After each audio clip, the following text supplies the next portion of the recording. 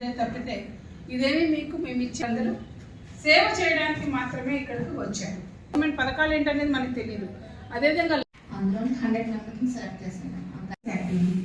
The knowledge you gain here combined with your DLS East Godavari district scheduled to conduct paralegal volunteers training groups of PLVs who in turn coordinates between the local adults, legal aid awareness and legal aid clinics. ఇండియాలోనే మీ అందరికీ మన legal services authorities act తెలుసు కదా, దాని ప్రకారము 3 బాధ్యతలు ఉన్నాయి. న్యాయం, అందుబాటులో న్యాయం.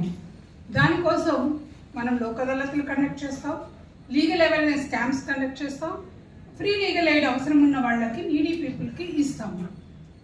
కోర్టులు ఎక్కడో హెడ్ క్వార్టర్స్లో ఉంటాయి, అడ్వకేట్స్ హెడ్ క్వార్టర్స్లో ఉంటారు. అవసరమైన వాళ్ళు మీకు ఇంకా ఇక్కడ మనకి పర్వాలేదు, కానీ మీరు అల్లూరు సీతారామరాజు జిల్లాకి వెళ్తే అక్కడ నడవడానికి కూడా వాళ్ళకి సరైన దారులు ఉండవు, బస్సులు ఉండవు, ఏమీ ఉండవు. అలాంటి వాళ్ళు న్యాయం కోసం అక్కడి నుంచి ఇక్కడికి రావాలి అని అంటే మనకి న్యాయం లేకపోయినా పర్వాలేదు, వెళ్ళడం ఎందుకు లేని నిర్లిప్తతోటి వస్తుంది.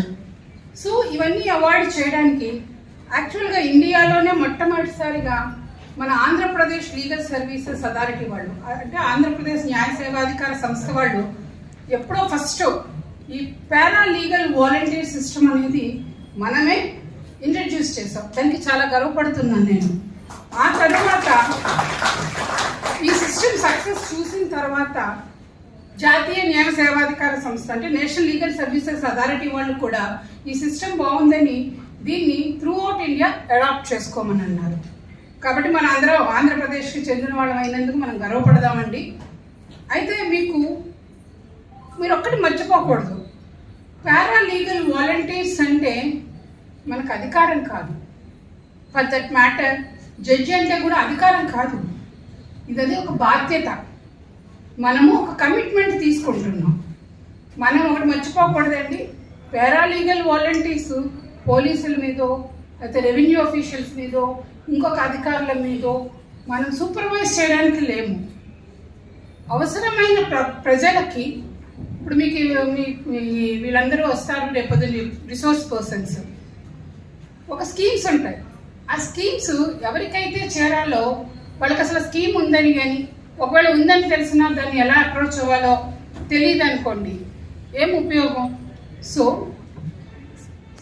ఉన్నాయి. అదేవిధంగా గవర్నమెంట్ కూడా మనకి వివిధ అణగారిన వర్గాల వారికి విధమైనటువంటి సాంఘిక సంక్షేమ పథకాలను ప్రవేశపెడుతూ ఉంటుంది. కానీ అవి అందవలసిన వాళ్ళకి అందలేదు అనుకోండి, ఏమిటి ఉపయోగం?